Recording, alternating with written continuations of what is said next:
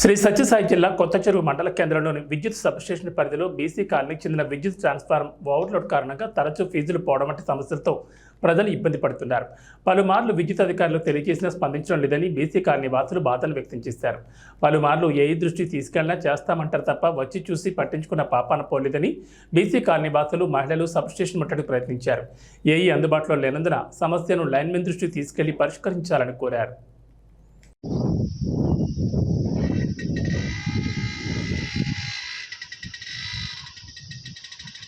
నిలబడి ఇట్లా చేతి ఎత్తండి, ధర్నా చేసినట్లు అట్లా ఊరికి ఇట్లా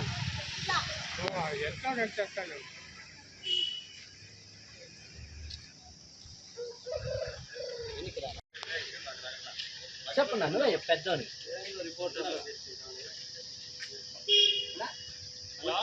జరుగుతుంది, కమ్మల తర్వాత యోగ